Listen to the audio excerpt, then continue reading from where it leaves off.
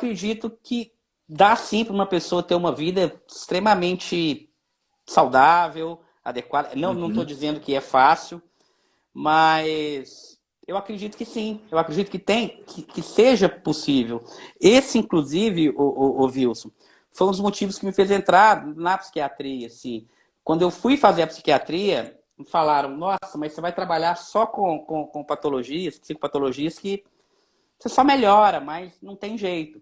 E quando a gente vai fazer uma análise mais aprofundada, a gente vê que quase tudo é assim, né? Eu acho Uhum. que eu vi uma live, uma palestra sua, você falava muito sobre a questão da aceitação radical. Eu Uhum. queria que você falasse um pouquinho a sua visão nesse sentido, se tem cura, se não tem, o que, que a gente deve realmente aceitar e ir em direção Sim. aos nossos valores ou não. O que, que você fala Uhum. sobre isso? Sim. Bruno, assim, o que a gente tem em termos de dados de pesquisa nos últimos tempos é bastante encorajador, né? Do ponto de vista de tratamento e do prognóstico, né? Aproximadamente metade dos pacientes deixam de fechar os critérios diagnósticos. Né? Em especial, a gente vê uma melhora a partir dos 30 anos, dos 30 aos 50 anos, né? Muitos pacientes deixam de atender os critérios, né? Que já tiveram em algum momento o transtorno de personalidade e depois, após isso, começa a ter uma diminuição daquela desregulação emocional intensa que caracteriza o transtorno. Né? A prevalência do transtorno de personalidade borderline na terceira idade ele é bem baixo. Né? Eu tive uma paciente, Bruno, que ela uma idosa, né? Que ela certamente quando ela era mais jovem, ela foi uma paciente borderline pelo histórico dela, né? Assim, de fugir de casa, ela morava no interior, brigou com a família, fugiu de casa, veio morar na capital. Teve 3 casamentos que ela, numa época não era comum separar, ela teve 3 divórcios, 3 desquites, né, na época. Então, assim, um funcionamento de muita instabilidade. Ela tinha uma frase que eu achava muito engraçada, que ela dizia: na minha vida, viu, eu já fui bombeiro. Melhor, desculpa, já fui fogueira. Hoje eu sou bombeiro. Né? Então, assim, acho que o tempo acaba tirando um pouco daquela intensidade toda, né, da desregulação emocional e vai trazendo uma estabilidade maior. Mas isso do ponto de vista geral, né? Mas assim, do ponto de vista técnico, Bruno, a gente pode falar em tratamento baseado em evidência hoje para personalidade borderline, que é a terapia comportamental dialética, que é um tratamento que tem boas evidências já desde os anos 90 para para esse quadro clínico, né? Então, sim, acho que dá para a gente pensar que tem uma boa parte desses pacientes que apresentam o transtorno, eles vão se recuperar, vão ficar bem, vão poder ter uma vida, né, nas palavras do que a Marsha Linehan coloca, né, construir uma vida que vale a pena ser vivida. Né? Então, dá para a gente pensar em trabalhar dentro disso. E aí, para linkar com a segunda parte da tua pergunta, né, da questão da aceitação radical, para a gente poder modificar alguma coisa, a gente primeiro tem que aceitar que aquilo ali está ali. Né? Então, acho que aceitar que eu tenho uma dificuldade, que eu vou precisar trabalhar as minhas emoções, as habilidades para poder lidar com elas, habilidades de tolerância a mal-estar, habilidade de efetividade interpessoal, que são os módulos que compreendem, né, o treinamento de habilidades, vão ser fundamentais para que se possa ter essa vida tão desejada, né? Essa vida valorosa, né? Com coisas que de fato façam a gente querer estar dentro dela. Então, você acha que dá para a gente ter um cuidado? Não significa dizer que é fácil, mas é totalmente possível a gente pensar em ter uma vida sem o transtorno. Porque é exatamente quando você fala assim que não é fácil, né?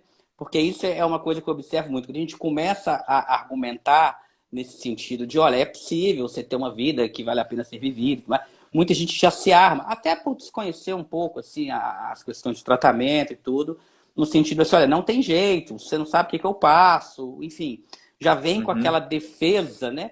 E a ideia, eu não sei se você concorda, assim, não é falar que é fácil, né? É difícil. E realmente, Claro. boa parte das coisas da nossa vida, né? Assim, as coisas que a gente realmente conquista e tudo, são coisas difíceis, né, o Uhum. Wilson? Uhum. E um ponto que eu queria que você comentasse também, assim, os transtornos de personalidade de um modo geral, em boa parte das vezes, se não em todas as vezes, pelo menos num princípio, quando está aquele caos, assim, na verdade, que a pessoa ainda não tem uma noção do que está acontecendo, eles tendem a ser um pouco egocintônico em relação ao paciente. Ele tem uma tendência de achar assim, olha, vai na terapia, eu não sou psicólogo, mas a percepção que eu tenho, assim, querem que as pessoas mudem, né? E não o Uhum. paciente. Muitas vezes eles não percebem que todo o caos assim que está na vida dele em termos de relacionamento, tudo vem dele e não do outro, né?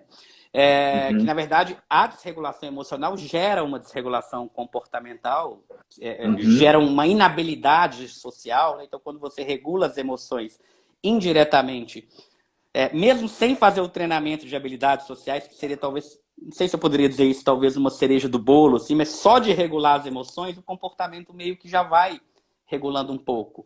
Por mais que a terapia Uhum. tenha um aspecto muito comportamental também. Mas assim, quando esse paciente muitas vezes, é uma pergunta que me fazem muito, começa a perceber, né, que ele já se dá conta, assim, que ele já fez muitos estragos, às vezes ele quer resgatar algumas relações que já estão conturbadas. Que dica que você daria assim, para uma pessoa que já tem vários prejuízos de relacionamento, perceber uma parcela de responsabilidade nele, naqueles Uhum. prejuízos dos relacionamentos? O Sim. que esse paciente deve fazer? Assim, de falar, olha, eu vou É, ligar para uma pessoa, pedir perdão, não devo? Como que é isso? Bruno, assim, o que a gente sabe hoje, né, de acordo com a teoria biosocial, né, que é a teoria que embasa o entendimento da etiologia e a manutenção, né, do transtorno de personalidade borderline, é que existe uma desregulação emocional importante e que essa desregulação emocional ela seria a causa de todas as outras desregulações que esses pacientes têm na vida. Então, em função da desregulação emocional, viria a desregulação comportamental, né, com comportamentos de autolesão, comportamento, às vezes, cronicamente suicida, comportamento relacionado ao uso de substâncias, algumas vezes são utilizados como uma forma de regular as emoções, ou, às vezes, transtornos alimentares, né, que a gente vê com uma comorbidade frequente também, né, uma relação problemática com os alimentos como uma forma disfuncional de lidar com as suas emoções. Então, todas essas desregulações comportamentais seriam um subproduto dessa desregulação emocional. Assim como também a desregulação interpessoal, né? Os pacientes borderline são pessoas instáveis nas suas relações, não necessariamente rompendo relacionamentos com frequência, muitas vezes sim, mas às vezes a gente vê relacionamentos que são estáveis ao longo do tempo, mas muito instáveis dentro dele, né? Com muitas brigas, muitos conflitos, muitas situações carregadas, né? Do ponto de vista de estresse em função desse padrão de instabilidade, que também seria um subproduto dessa desregulação emocional. A desregulação do self, né? Aquela ideia de que o paciente borderline tem um estado mental orientado para o outro, né? Procurando no outro pistas, sobre, indícios sobre como agir, como sentir, como se comportar, né? Tá o tempo todo tentando, né, fazer com que o ambiente o aceite. A desregulação cognitiva, né, com viés atencional, o 880, né, o padrão de pensamento dicotômico que está presente. Todas essas desregulações, então, seriam um subproduto dessa desregulação emocional. Então, para responder a tua pergunta, a gente vai focar em grande parte, Bruno, numa aquisição de habilidades que não são habilidades para pacientes borderline, são habilidades para a vida. Né? Eu, você, qualquer um se beneficia de ter essas habilidades, de como conviver com as pessoas, como interagir com elas, reconhecendo, né, quando eu estou mais irritado, quanto eu posso ficar mais belicoso, posso ficar mais com uma tendência mais conflituosa nos relacionamentos, que são coisas que muitas vezes, por eu ter, né, observar na personalidade borderline aquele padrão de que eu tenho aquela crença central, sou intrinsecamente inaceitável, né? Então não interessa o que eu faço aqui, vocês não vão gostar de mim. Então, se eu já parto desse pressuposto aqui, eu saio atacando, né? Como uma forma de se defender dessa rejeição que o outro provoca. Então, em grande parte, o tratamento que funciona, né? Que o DBT preconiza, é a ideia de a gente trabalhar em cima da aquisição de habilidades, que são habilidades de mindfulness, habilidades de regulação emocional, de tolerância ao mal-estar, né? De aprender a ver que tem momentos que está difícil mesmo, que eu tenho que sobreviver à crise. Né? Tem uma estratégia que me ajude a passar por aqui. Pode falar um pouco mais sobre isso depois, se quiser. E estratégias também de efetividade interpessoal. Então, o treinamento de habilidades, ele não se resume a habilidades sociais. Né? São habilidades de mindfulness, tolerância ao mal-estar, regulação emocional e efetividade interpessoal, porque foi o que a Marsha Linehan identificou que estaria no centro dos aspectos das dificuldades que esses pacientes apresentam. Então, É, o tratamento é muito focado nessa questão de habilidade. E isso muitas vezes cíclico, né? E em grupo, né, o Wilson? Isso feito muitas vezes em terapia de grupo, né? Passa por todos esses É, o, estágios aí. o treinamento de habilidades, Bruno, ele acontece preferencialmente em grupo, que foi o modelo como foi testado. Às vezes, quando a gente fala de uma psicoterapia baseada em evidências, adaptações podem não funcionar tão bem como o modelo original. Então, assim, eu acho que é melhor treinar o paciente nas habilidades individualmente do que não treiná-lo. Mas se puder encaminhar esse paciente para um grupo de treinamento de habilidades, o grupo ele não é uma terapia de grupo, né? Ele tem uma função de um curso, né? Então, o paciente tem uma apostila e ele vai ter aula ali com um professor, que é um treinador, e um co-treinador, que é o outro professor. São dois profissionais que vão estar ali toda semana por um ano. 2 horas toda semana, treinando e ensinando as habilidades. Então, ele tem um formato bem focado na aquisição mesmo, de uma maneira bastante pedagógica, né? Uhum.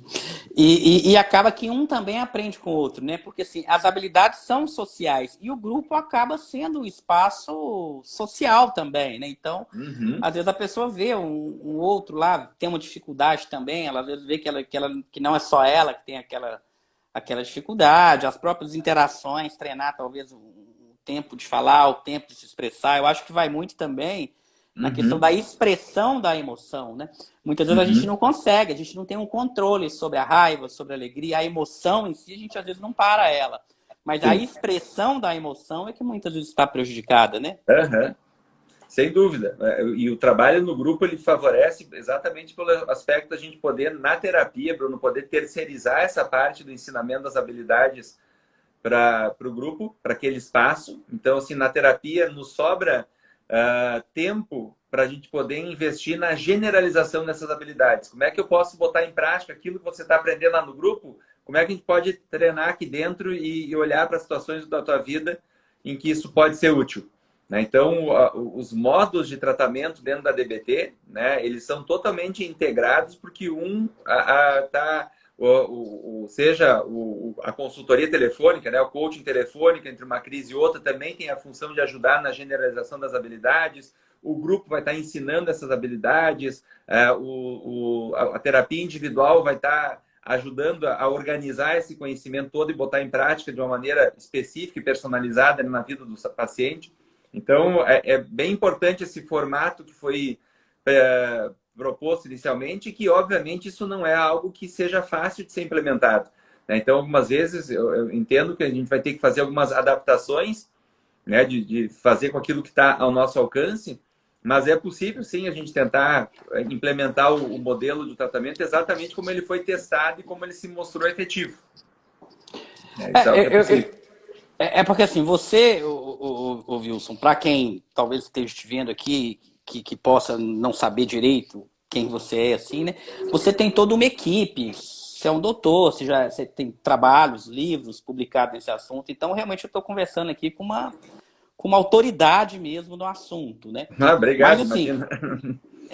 imagina não, modéstia sua, mas assim, para aquela pessoa que está aqui agora, que fala, poxa, né, que eu acho que a realidade mesmo, assim, de boa parte das pessoas, não é toda essa equipe que você tem. Porque o Wilson, ele tem uma equipe lá com ele, né, que faz realmente as terapias de grupo, tem terapeuta do terapeuta, é todo um processo, né? Mas eu observo assim, Wilson, você podia até me corrigir se eu estiver errado.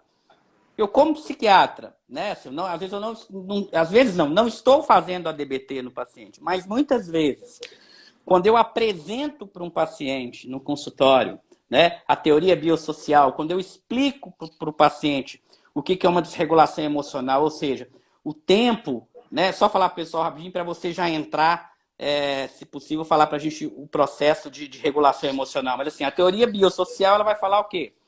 Que as nossas emoções ela tem um início, um tempo de início, atinge um pico máximo e depois um tempo para normalizar. Na desregulação emocional, esse tempo do início até o pico da emoção é um tempo mais curto. A intensidade da emoção ela costuma ser mais intensa do que a maioria das pessoas. E o tempo também para essa emoção normalizar demora mais. E aí, se a gente pegar aquele modelo clássico lá, né, de Beck, de pensamento, emoção e comportamento, a gente sabe que a emoção ela tende a guiar o comportamento. No caso da DBT, parece que foi até invertido um pouco a ordem, né? É como se a emoção estivesse norteando o pensamento e a emoção estivesse norteando o comportamento. Então, se a pessoa tem uma desregulação emocional, a nível de emoção, o pensamento vai ser alterado, como você falou muito, muito bem, vai ter várias distorções cognitivas secundárias à desregulação emocional e o comportamento também. Mesmo eu não fazendo, seguindo o protocolo, mas eu observo que muitas vezes os pacientes eles não sabem disso. E quando eles entendem que associado a uma desregulação emocional vem, às vezes, um ambiente invalidante, né, que é aquele ambiente que não invalida. Eu queria que você falasse um pouquinho aqui depois também do ambiente invalidante, ou mesmo aquele ambiente que valida demais.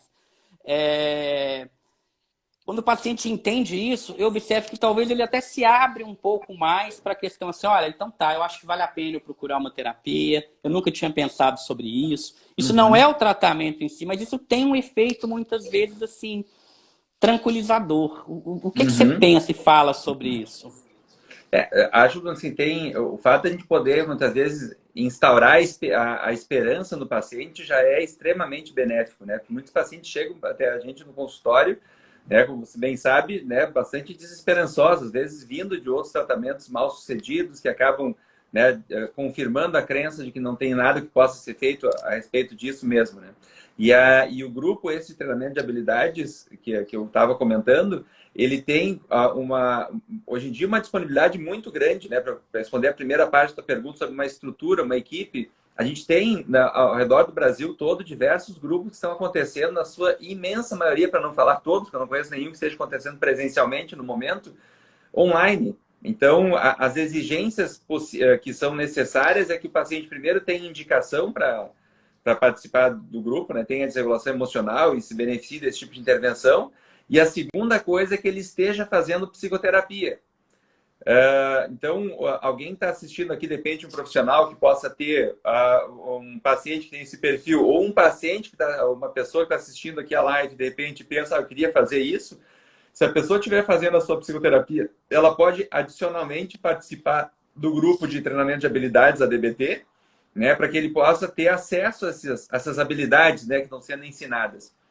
Então, a DBT como um todo, a celoterapia, como tu colocou, tem que existe a necessidade de o terapeuta estar vinculado a uma equipe de consultoria, né, ter um grupo para fazer o treinamento das habilidades, mas eu posso, mesmo não fazendo parte do time de consultoria, me valer dessa estrutura encaminhando o paciente para que ele possa ser acompanhado. Então, existem diversos grupos acontecendo no Brasil todo e que podem dar uma vazão a essa demanda de pacientes, de repente, que vocês possam ter na clínica aí, ou alguém está assistindo que tem interesse em se beneficiar desse tipo de intervenção. Então, isso é uma coisa que hoje em dia, felizmente, já está mais fácil e acessível. A gente tem, Bruno, a maioria dos grupos, esses que eu estou citando, acontecem num contexto de clínica privada, né? Então, assim, tem um custo para participação nesse grupo. Não é um custo muito elevado, mas eu sei que algumas vezes para algumas pessoas pode ser mais difícil conseguir. Então, alguns desses grupos têm algumas vagas sociais, né, com valor muito baixo ou até gratuitamente para poder participar. E algumas instituições até já estão se organizando para começar a oferecer grupos pelo SUS ou de uma maneira... Esse formato de tratamento, Bruno, ele é totalmente compatível com o SUS. Então, tem no Ambulim, por exemplo, fazer uma propaganda aqui do Ambulim, ali em São Paulo, né, que tem o tratamento pela DBT para transtornos alimentares, que é totalmente gratuito, né? A participação nos grupos, a própria internação ali para transtornos alimentares, que tem uma estrutura fantástica e que utiliza desse mesmo método que a gente está falando aqui de uma maneira gratuita, né? Então, é possível a gente ter, a possibilidade de dar vazão para essa demanda aqui, oferecendo tratamento mesmo para aquelas pessoas que não têm a estrutura, né, que tu comentou inicialmente, né, que ela é necessária que exista. Uhum. E outra coisa que eu queria que você comentasse, Wilson, questão do ambiente, né, que assim, a desregulação emocional seria, eu brinco com os pacientes, é um ingrediente, né, como se tivesse uma panela, né, e você vai cozinhar ali para virar o transtorno, né? Então, a desregulação emocional é um ambiente, é um ingrediente. Mas ela sozinha, muitas vezes, não é suficiente para gerar um borderline, um transtorno borderline. Então, muitas vezes, do ambiente, que é um ambiente que invalida, Sim. e onde a pessoa não é muito, ela não consegue expressar as emoções de uma forma assertiva. Então, por exemplo, a pessoa já tem uma desregulação emocional. No momento de raiva, ela vai expressar uma raiva, o pai, a mãe, o cuidador, alguém fala, olha, você não pode sentir raiva, você não pode sentir isso. Ou então, às vezes, até pune essa pessoa de uma forma, às vezes, verbal, ou física, ou psicológica, do tipo assim, olha, você não pode sentir raiva, você não pode sentir isso, você não pode sentir... Sim. É um ambiente que pune. E aí junta esse ambiente invalidante com a desregulação emocional, é praticamente assim, já está feita a receita, né, de como Aham. virar a borda, né? Uhum. E uma das coisas que eu vejo que as pessoas perguntam é, tá, ok, eu já entendi todo o meu processo, tudo, mas o ambiente ele continua invalidante. Então, assim, é possível, às vezes, um namorado, uma namorada, um pai, uma mãe participar junto da terapia, entender a teoria biosocial e talvez mudar junto, ótimo, o que seria ok. Mas nem sempre esse outro está disposto, né? E como que esse Uhum. paciente tá? Ele tem a desregulação emocional, ele está fazendo terapia, mas o ambiente não está disposto a mudar. E aí eu acho que aí vai muito de encontro à aceitação radical, né? Aceitar o Uhum. ambiente, e apesar do ambiente. Eu queria que E você eu falasse um pouco achei sobre isso. excelente a colocação, Bruno, porque na verdade a gente vai ver muitas vezes, né, que vamos pensar assim como a meta primária, como eu estou colocando assim, né, que a DBT ela se estruturou muito no formato de poder ajudar o paciente a poder adquirir habilidades para poder lidar com o mundo como ele é. Entra bem dentro do conceito de aceitação radical, né, que a gente está discutindo aqui. Então eu vou ter, olha, o mundo não vai deixar de ser como é porque eu sofro, né? Ou porque eu sou sensível, ou porque eu sou instável. Então o que a gente vai trabalhar no primeiro momento é ajudar o paciente a criar habilidades para como lidar com essas condições ambientais. Só que nós vamos ter algumas situações em que nós temos um tipo de intervenção chamada intervenções ambientais, que é quando a gente olha, vamos chamar o familiar aqui para dentro da sessão, ou às vezes o terapeuta vai intervir no ambiente do paciente para tentar ajudar a melhorar aquela situação. Em que situações a gente costuma fazer esse tipo de intervenção, Bruno? Quando o resultado ele é muito importante, quando o ambiente ele é muito intransigente, né, e não o que o paciente é capaz de fazer ali não seria possível para poder modificar isso, e naquelas situações em que a gente percebe que o paciente claramente não tem condições de ele sozinho fazer isso. Então, nessas situações, a gente vai partir, vamos dizer assim, deixar de lado por um tempo as intervenções diretamente de consultoria ao paciente para fazer uma intervenção no ambiente do paciente. E aí a gente vai ver que em muitas situações isso é necessário, porque nós vamos ter situações em que, olha, a família ela é totalmente desregulada, o ambiente é problemático mesmo e ele não vai mudar. Então, às vezes, tentando mudar alguma coisa que não tem perspectiva de que vai acontecer, pode ser inócuo, né? Pode ser improdutivo a gente trabalhar dessa forma. E aí, Bruno, a gente focar na ideia de aceitação radical, né? De poder, olha, essa é a mãe louca que você tem, vai ter que aprender a lidar com ela, né? E aí tem várias estratégias para como fazer isso. Eu lembro um paciente que ele tinha uma relação muito problemática com a mãe e que a mãe dele, quando ela exigia muito a presença dele. Quando ele estava por perto, que ele ia visitá-la e tal, ele ficava muito mal, afetava muito o humor dele, o contato próximo com essa mãe. E quando ele se distanciava muito dela, bloqueava, às vezes, em telefone, não ligava para ela, não aparecia, ela se desregulava, tinha crise e tal, que também deixavam ele mal. Então a gente achou uma distância ótima, que foi, olha, mensagens a cada 2, 3 dias, uma mensagem: oi, mãe, tudo bem? Estou na correria aqui, fui na academia hoje, vou trabalhar, eu tenho um trabalho a fazer e tal, beijo, se cuida e tal. Pá. Mas passa um dia sim, um dia não, 2 dias não, um sim, manda uma outra mensagem, porque aí ela via que ele estava por perto, que ele estava ali, e ele não precisava ter que passar aquele tempo que ela exigia. Então, às vezes, situações como essa nos ajudam a poder encontrar uma distância ótima de um familiar que eu não tenho como deletar da minha vida, e que também manter muito próximo de mim vai me fazer mal e vai ser uma relação tóxica. Então a gente vai ter situações que a gente vai ter que achar esse meio termo aqui, né? Uhum.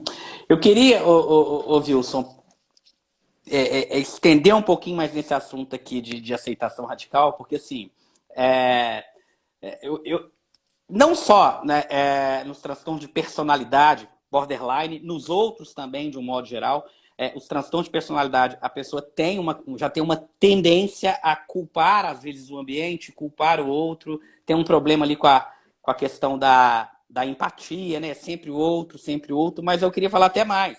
A gente, de um modo geral, né? O ser humano, de um modo geral, é meio cômodo a gente apontar, sei lá, olha, o problema é a minha casa, o problema é o vizinho, o problema é que eu não tenho dinheiro, o problema e a gente nunca olha para dentro, olha para a gente. Aham. Falar em aceitação radical é algo que incomoda, é meio que você chegar para o paciente e falar assim, olha, você está querendo dizer então que a culpa, quer dizer, ele interpreta muitas vezes assim, que a culpa é minha, que a responsabilidade é minha, que o que eu estou sentindo, minha mãe não tem nada a ver com isso, igual você brincou e falou assim, olha, você tem que conviver com a sua mãe uma chata, né?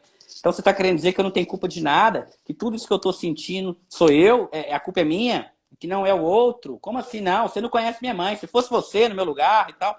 Então precisa já antes disso ter um certo vínculo muito forte, assim, né? Porque a aceitação É, radical incomoda muito. É difícil aceitar, a gente aceitar às mas vezes, alguma coisa. aí, Bruno, se a gente equilibra, né, às vezes uma intervenção mais dura, né, mais voltada para mudança, né, para resolução de problemas, a gente equilibra isso com estratégia de validação.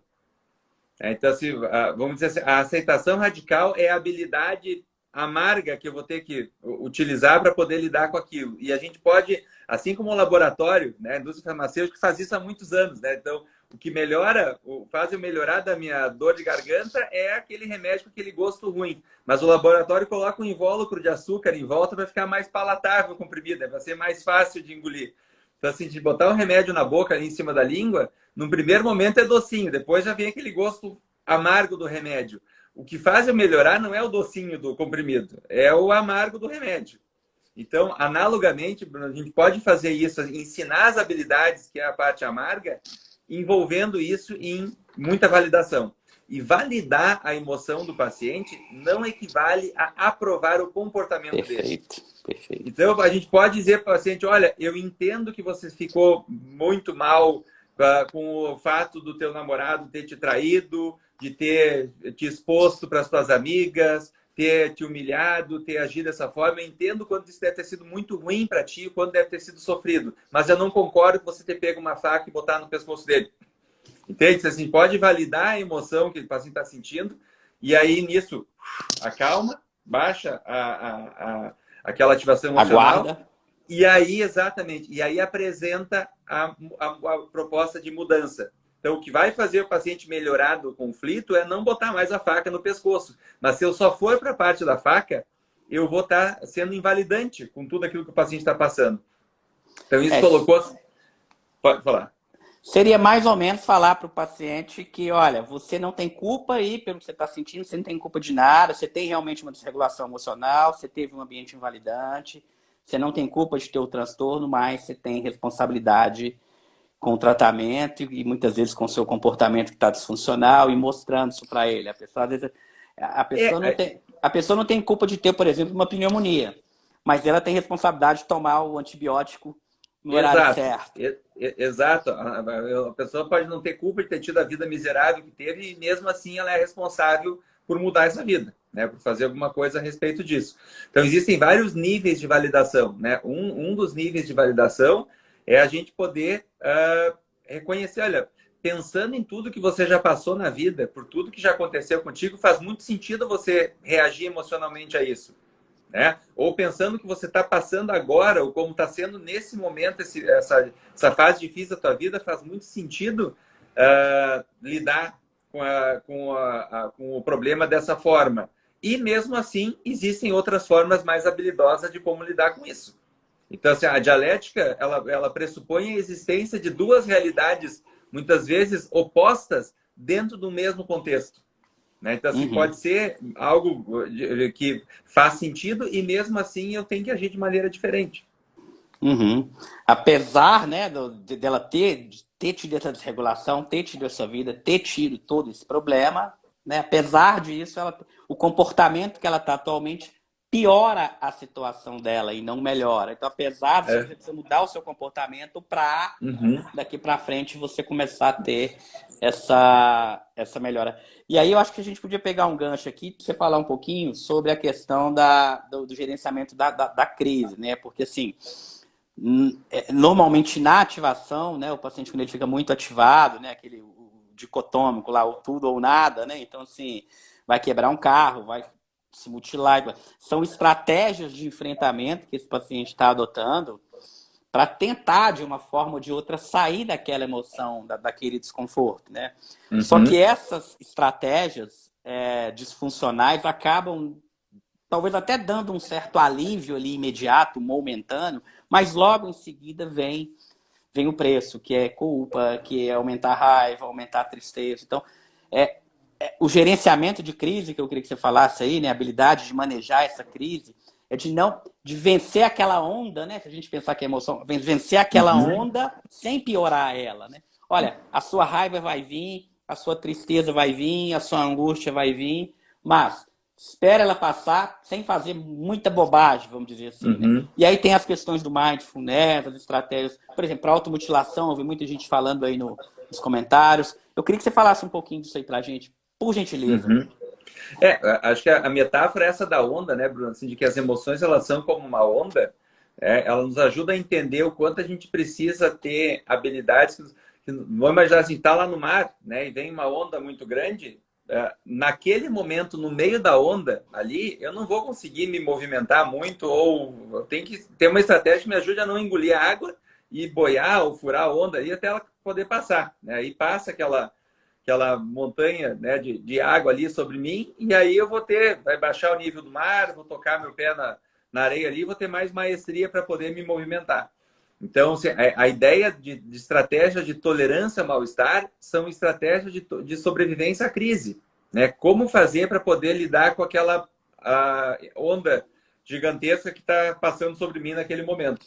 Então, existem várias estratégias que elas são muito focadas na regulação da fisiologia do corpo.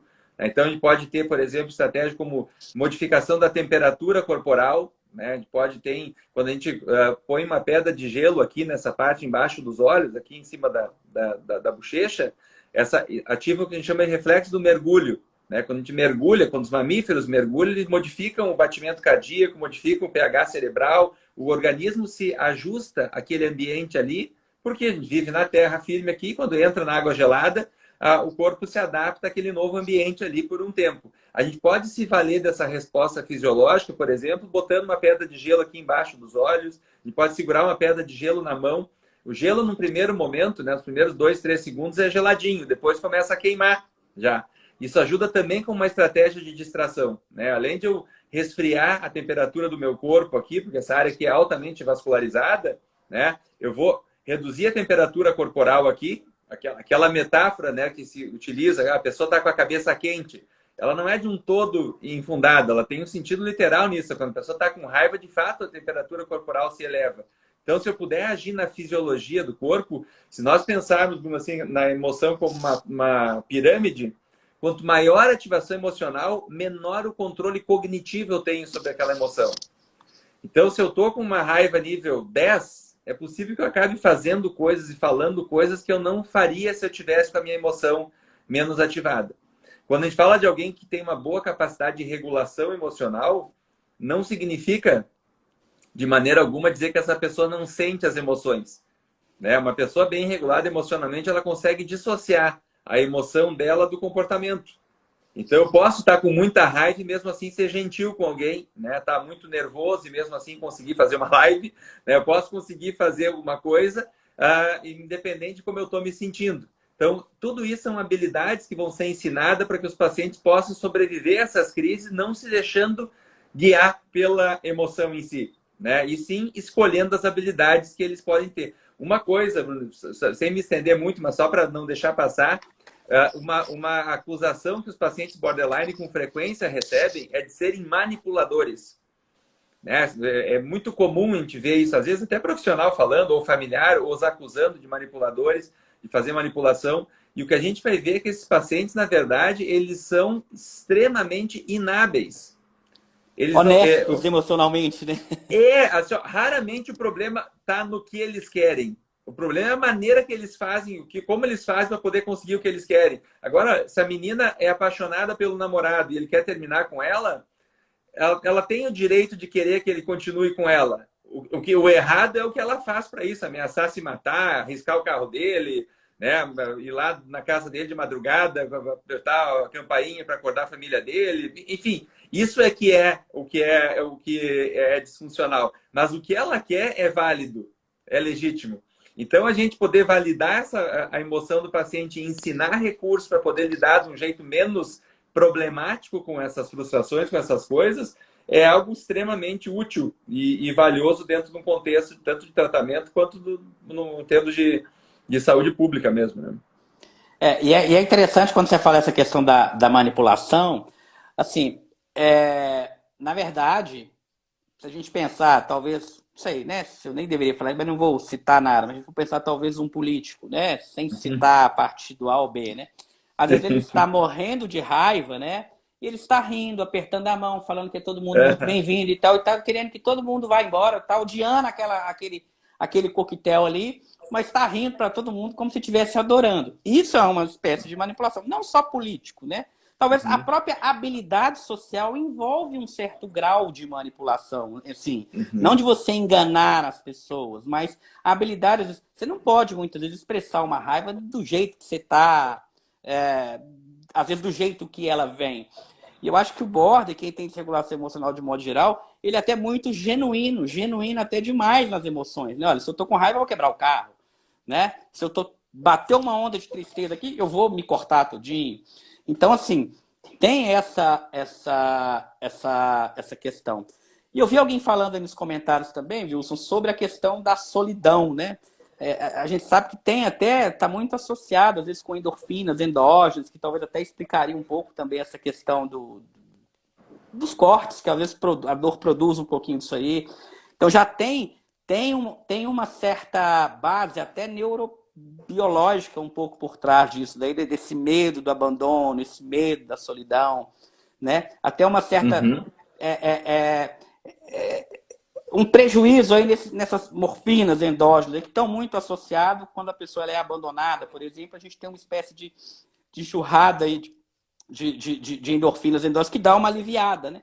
E o Border talvez ele tenha uma certa desregulação também nesse sistema endógeno aí, né? Então eu observo assim que quando a gente fala isso para o paciente, ele meio que tira um pouco esse se sente validado, né? Ele tira um pouco esse sentimento de então é isso, né? Eu queria que você falasse um pouquinho desse sentimento de vazio que muita gente está falando aí nos comentários, né? Como lidar com isso, enfim.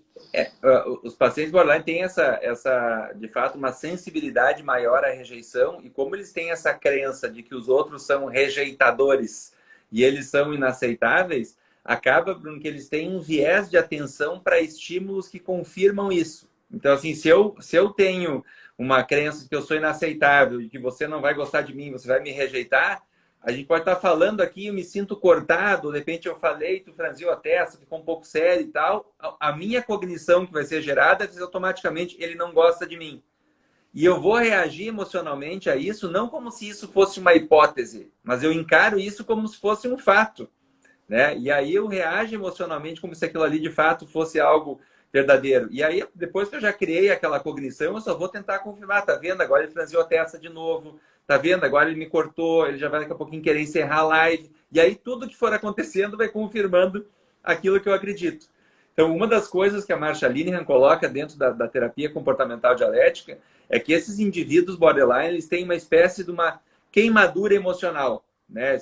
Sofrem de uma espécie de uma queimadura emocional de qualquer movimento nas emoções. Assim como uma pele queimada, que qualquer tapinha nas costas, se a pessoa está queimada, já é extremamente dolorido. No paciente borderline, qualquer movimento com as emoções é muito sensível. Né? Essa hiperreatividade emocional tem a ver com essa sensibilidade que esses indivíduos apresentam. E isso está diretamente ligado, muitas vezes, a situações que envolvem a falta de aceitação social.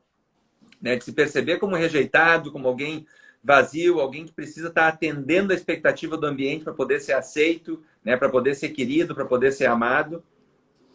E aí é interessante você falar isso, porque assim, olha, o paciente tem essa desregulação, ele tem esse viés atencional, então a atenção dele já está toda, você deu o exemplo da testa, já olha, então eu já está querendo terminar a live, o que está acontecendo? Então. E quando a pessoa tem esse viés atencional, aquilo já gera mais emoção e vai repercutir no comportamento da pessoa, que muitas vezes vai fazer realmente com que a outra pessoa queira mesmo encerrar o assunto, né? Assim, a pessoa acaba se tornando tão inconveniente que aquilo que ela mais teme, que é o abandono, que é o outro rejeitá-la, ela se torna tão inconveniente, talvez tóxica ali para o ambiente, né? Que o outro acaba rejeitando mesmo. E aí só vai confirmando, e aí fica nesse ciclo. Entra talvez a questão até sistêmica. Né? Olha, o outro... eu acho que ele não está gostando de mim. Eu tenho que confirmar. Você está gostando de mim mesmo? Já falei que tô. Mas você tá? Já falei que tô. Aí fica aquela coisa, o outro uma hora vai cansando também. Sim. E a crença só vai reforçando e entra até na questão sistêmica, né? Chega uma hora que toda a família está rejeitando a pessoa, todo mundo está rejeitando a pessoa, porque realmente o comportamento da pessoa está problemático muitas vezes, né? Exatamente. E existem dois padrões que costumam acontecer muitas vezes, né? Uma vez, alguns pacientes têm esse perfil, né, de grude, né, de querer sugar a pessoa e ter uma convivência extremamente intensa, né? Pessoas são muito intensas já desde um primeiro contato.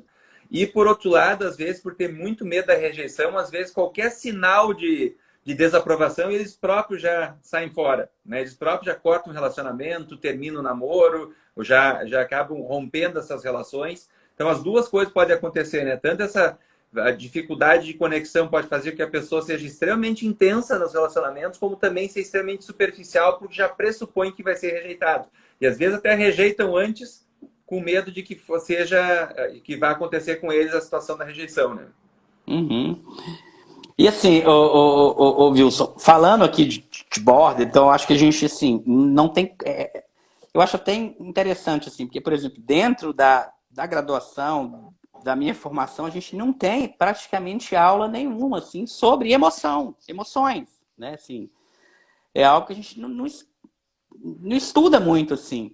E falar de border é falar praticamente de emoção, né? Assim, é um transtorno das emoções, da desregulação, é uma desregulação emocional. E quando você falou muito bem aí agora há pouco da questão da fisiologia, talvez algumas pessoas possam não entender muito bem, a fisiologia que você está falando é a questão do corpo, né? Respiração, circulação, enfim, sentimento, emoção, muita gente acha que emoção é pensar só, né? Emoção é sentida, a gente sente a emoção. Você falou a questão da raiva, né? A cabeça quente, ela realmente fica quente, a musculatura realmente fica rígida. E é interessante que quando você muda a expressão da emoção, você muda também o que você sente em relação à emoção. Então, se eu estou morrendo de raiva, mas eu já vou falar isso aqui, mas eu vou pedir para você comentar sobre ação oposta, né? Então, assim, se eu estou com raiva, mas eu começo a rir artificialmente, né? De alguma forma, a minha raiva ela tende a diminuir, porque a minha expressão física é de alegria. E aqui, quando eu estou propondo isso aqui, eu vou deixar o Wilson falar bem sobre isso, que tem muita propriedade para falar sobre isso. Eu não estou falando para as pessoas, então você está falando para mim não sentir a raiva, para mim não sentir a tristeza e ficar fingindo que eu estou alegre. Não. A tristeza ela vai continuar. Você não tem como mudar a tristeza. É a expressão da tristeza. Se eu estou num trânsito, uma pessoa me fechou, a tendência natural é eu ficar todo rígido, né? E partir para a briga, falar mais alto, gritar, colocar dedo, enfim. Se eu aceito a minha raiva, mas eu expresso a raiva de uma forma diferente, talvez falando baixo, pô, motorista, você não podia... Tá tranquilo, a próxima vez você presta mais atenção. Ou seja, tentar assumir um personagem, né? Um personagem da Globo mesmo, assim, como se você fosse, como se você fosse um ator, né? Você está sentindo a raiva, mas você vai fazer uma expressão de tranquilidade. Você está sentindo a tristeza, mas você vai expressar a alegria. Quando você muda a expressão da emoção, passa um pouco, a emoção tende a... Porque assim, pensamento, emoção e comportamento anda coladinho, né? Se você muda o comportamento, você muda a emoção, você muda todo o ciclo, né? Eu queria que você falasse um pouquinho dessa questão de, principalmente durante uma crise, né? Já é uma habilidade de talvez de gerenciar a crise, sobre a ação oposta. O que vem a ser exatamente essa ação oposta aí? Muito bem colocado, Bruno. Na verdade, assim, o que a gente sabe é que todas as emoções estão associadas a um impulso, a uma ação.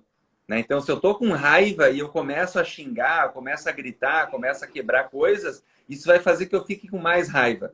Isso vai potencializar a minha raiva. Toda vez que eu tenho uma emoção e eu cedo ao impulso que está associado a ela, essa emoção cresce, né? Eu vou fazer ela crescer. Se eu estou triste, por exemplo, eu acordo de manhã, meu impulso quando estou triste é não atender o telefone, não aceitar convites, não ir trabalhar, não fazer a barba, não tomar banho. Se eu ficar fazendo isso, eu vou ficar mais e mais e mais triste, né? Então, eu acordando triste, deprimido, eu fazer um esforço, às vezes sobre-humano, para levantar da cama, abrir a janela, tomar um banho, fazer a barba, me vestir e ir trabalhar, isso vai fazer com que eu me sinta um pouco menos triste. Não é que eu vou ficar radiante, mas vai diminuir aquela emoção.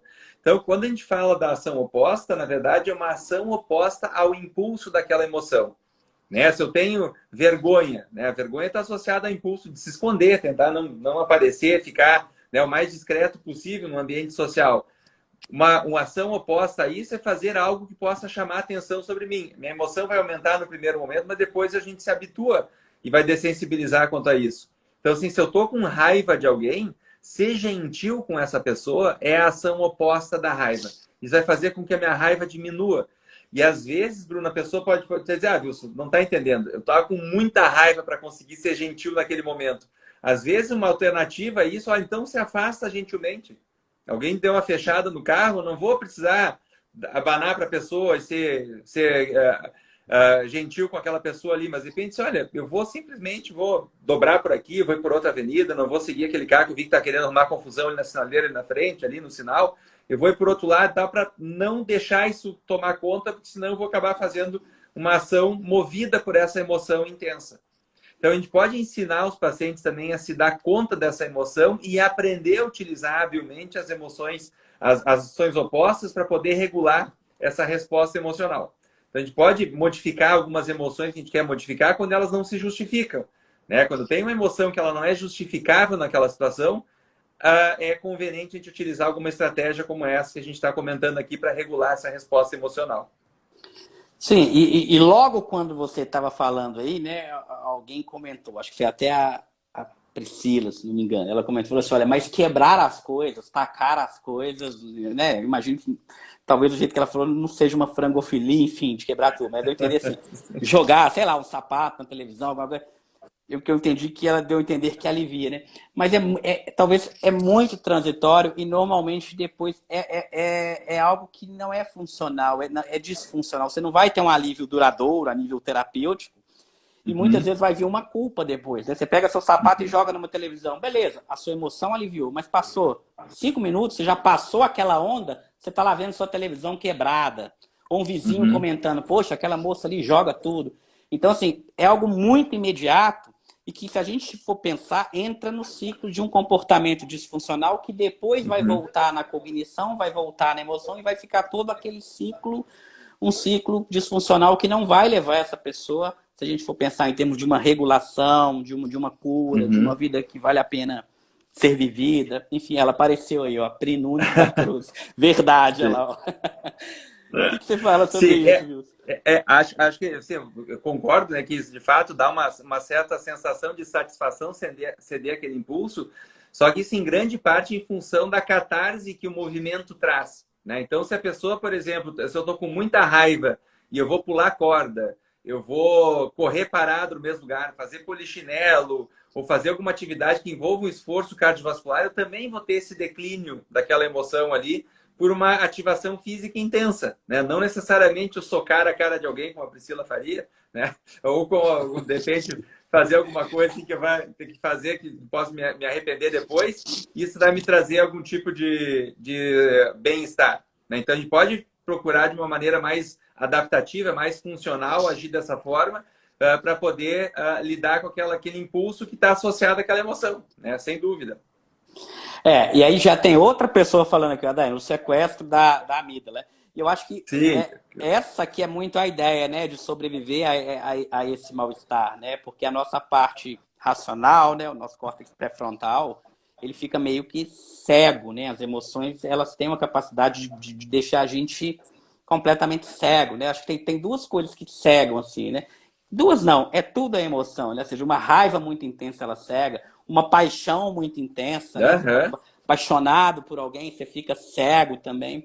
E vai muito dentro disso. Essa parte límbica, quando ela assume o controle da nossa vida, né, o que a gente faz, a gente às vezes provoca estragos assim, enormes, né? Às vezes até não justificar, não estou aqui querendo justificar, mas às vezes até homicídios acontecem por conta disso, agressões, enfim, entra talvez até a questão da psicologia, psiquiatria forense no meio, trabalha muito com isso. A gente não pode justificar, mas de certo modo, às vezes uma pessoa muito desregulada, se esse sistema límbico toma conta da vida dela, ela pode vir até, de repente, praticar homicídio, coisas mais graves aí, né, Wilson? As emoções, elas são tóxicas para a nossa razão, né? Então, tanto é que você falou da psicologia forense, né, da medicina forense, se uma pessoa comete um homicídio, né, que é um crime gravíssimo, mas ela faz isso de maneira premeditada, ou seja, sem aquela passionalidade, a pena dela vai ser maior, né, porque ela estava de cabeça fria premeditando aquilo, né?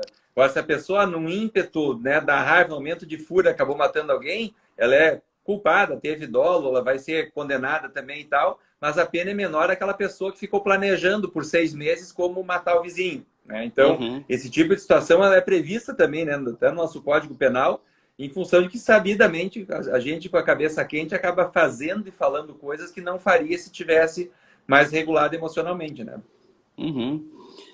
Ô, Wilson, eu só queria falar uma coisinha, fechar aqui, depois eu queria que você falasse também. É assim, olha, quando as pessoas me perguntam, eu acho que você deve escutar muito essa pergunta também. Tá, vocês estão falando aí, já tem quase uma hora que vocês estão falando, tá, mas eu quero saber. Eu preciso saber. Tem cura ou não tem cura? Falou, enrolou. A resposta que eu dou, e eu vou dar a minha resposta, e depois eu queria que você falasse a sua, né? A resposta que eu dou, inclusive, é uma resposta dialética. Eu falo, depende. Depende do que você considera cura. Se a gente pegasse uma definição de cura como restabelecimento da saúde, né, olha, é sim possível a pessoa ter uma vida que vale a pena ser vivida. Se a gente pegar essa definição, acredito que tenha cura, sim. Agora, se a gente pegar a definição que está na boca de todo mundo, que cura é uma certeza absoluta que eu nunca mais vou ter nenhuma crise, que eu nunca mais vou ter um desconforto, não tem cura. E eu falo mais, se a gente pegar essa definição que cura é uma certeza de bem-estar sempre, que não, nenhuma doença tem cura. Né? Assim, quando você fala assim, olha, gripe tem cura, beleza, a gripe passou. Né? Ah, mas se eu tiver uma outra gripe, não é mais a mesma cepa do vírus. Mas isso é muito teórico, mas na prática, gripe não tem cura. Tudo bem, o vírus é diferente e tal. Na prática, gripe não tem cura. Mas todo mundo vive bem com isso. Você aceita uma gripezinha ali, se tiver... E na psiquiatria e na psicologia, de um modo geral, eu acho que as pessoas elas se prendem muito nesse conceito de cura e começam a viver uma vida em busca de uma cura, em busca de algo, fechada na ansiedade, fechada na depressão, fechada no border. Oh, meu Deus, é a vida inteira. Gente, você tem um pezinho ali na depressão, você sempre tem uma tendência maior a ter depressão. Da mesma forma, uma pessoa que tem uma doença cardíaca, ela fez uma cirurgia, ela restabeleceu a saúde do coração dela, mas o risco dela ter um ataque cardíaco, uma doença cardíaca, é maior do que em outras áreas. Mas as pessoas, a impressão que eu tenho é que as pessoas aceitam isso de uma forma melhor. E na saúde mental fica meio que esse disco riscado. Oh, meu Deus, oh, meu Deus. O que você pensa? Então, tem cura ou não tem na sua visão? O que você pensa disso? Acho que tu colocou bem a questão do papel, né, o conceito de cura na medicina, ele não é aplicável aos transtornos mentais, né? Tanto é que nós tendemos a não chamar de doença mental e sim de transtorno mental, exatamente porque ele não respeita exatamente os mesmos critérios, até etiológicos e de padrões de cura que a gente consegue ver em outras especialidades médicas, né, que não as áreas psi, né, psicologia clínica e psiquiatria. Então, acho que se nós adotarmos como conceito de cura aqui a ideia de que dá para ajudar o paciente a parar de atender os critérios diagnósticos e construir uma vida que vale a pena ser vivida, podemos falar que sim, tem cura, porque a gente está falando de algo que é perfeitamente viável nos dias de hoje para poder trabalhar. A gente falou mais ao longo da live aqui, mais sobre aspectos, né, da psicoterapia, né, em si, da aquisição de habilidades, porque é o que tem mais evidência, mas a gente tem também recursos farmacológicos, né, que também podem ser úteis muitas vezes, até para as comorbidades que estão associadas. Porque na nossa área é muito comum as comorbidades. Às vezes tem um paciente que é borderline, mas ele também tem outros diagnósticos associados e que a gente pode melhorar muito a qualidade de vida do paciente associando um tratamento mais amplo, né? Mais transdiagnóstico, que possa focar na ansiedade do paciente, nos quadros de humor, como bipolaridade ou depressão, enfim, que o paciente possa ter. E para tudo isso, o tratamento farmacológico, inclusive, pode ajudar a dar um suporte que ajuda a chegar mais perto dessa tão almejada cura, né? Sim, claro, tratar as comorbidades com medicamentos, quando precisar e tudo, mas eu acho que a grande questão também é aceitar que você tem uma desregulação emocional, se comprometer com um tratamento, ter em mente que a sua vida não é o transtorno é você olhar isso como uma parte chata da sua vida, né? Uhum. Mas que não é a sua vida em si, né? E Uhum. também uma coisa que eu observo muito, estendendo para outros transtornos, para tudo, para praticamente tudo, é a pessoa entender assim que praticamente todo mundo tem algum problema, todo mundo carrega a sua cruz, né? E as pessoas, às Uhum. vezes, que têm algum transtorno mental, têm um viés atencional também, que é só ela que tem problema, que é só ela que Sim. sofre. E, na verdade, todo mundo Uhum. tem problema, cada um tem a sua cruz, né? Talvez uns um Uhum. pouco mais pesada, outras menos, mas ficar muitas vezes nesse ciclo, vivendo em função do transtorno, nem sempre vai ser Uhum. legal. Olha, eu tenho um transtorno, eu vou me tratar mais enquanto isso. Eu vou estudar, eu vou trabalhar, eu vou... Enfim, É, né? Uma ação e comprometida, né? acho fundamental.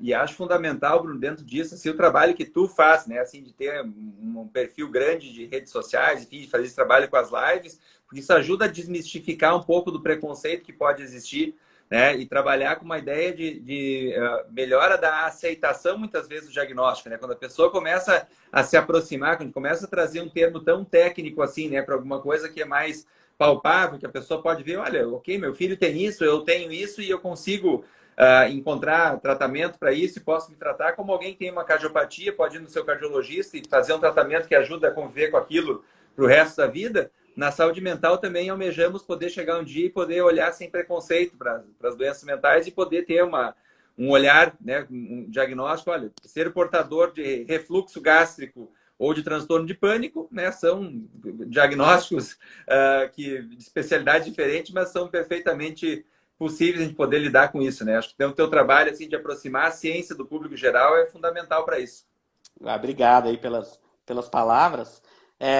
E aí vai muito também dentro de que alguém perguntou e falou aí agora também, agora verdadeiramente agora para finalizar, né? Alguém falando aí de INSS, né? Fazendo uma brincadeira aqui, eu torço muito para que as pessoas não passem no INSS. Tomara que não. Tomara que trate, fique bem e volte à sua funcionalidade. Claro, uma Uhum. pessoa que esteja extremamente disfuncional, ela deve Uhum. sim ter seus direitos garantidos. Mas, de um modo geral, o foco meu, como médico assistente, o seu foco como psicólogo assistente, é a gente voltar à funcionalidade do paciente Uhum. e ele voltar a trabalhar. O mais fácil é você fazer um laudo, um relatório, né? Não um laudo. O mais fácil é você fazer um relatório para ele levar para o perito. Uhum. Né? O mais difícil, voltando, difícil não é ser impossível. É Uhum. difícil, mas é totalmente possível, né? É tratar o paciente e falar que, olha, tá aqui, volte a trabalhar, né? Eu acho que a Uhum. gente, eu como um médico assistente, esse é o meu objetivo, né? Uhum. Torço que o paciente volte às funcionalidades e volte a trabalhar. Mas Uhum. aí vem até o lado cômodo, às vezes, de alguns pacientes, o lado positivo, Sim. né? De ter uma doença, um transtorno, enfim. Uhum. Maravilha. Acho ótimo mesmo. Queria te agradecer antes que a live no Instagram nos derrube aqui, então agradecer mais uma vez aí o convite, Bruno, para poder estar aqui discutindo contigo. Foi muito bom poder trocar contigo aí. Acho que tem um alinhamento bem importante das nossas ideias, a maneira de poder enxergar tanto o transtorno de personalidade borderline, quanto também uma visão mais ampla, né, de saúde mental. Né? Obrigado pelo convite. Eu que agradeço a sua participação aqui. Volte mais, tá? Eu vou deixar essa live salva aqui no meu perfil com o IG do Wilson, para quem quiser seguir ele lá. Tá bom, ô Wilson? Brigadão aí pela presença, foi sensacional. Eu te agradeço a sua participação. Um grande abraço. Maravilha, um abração também. Até mais, Tchau, pessoal. Boa tchau. noite.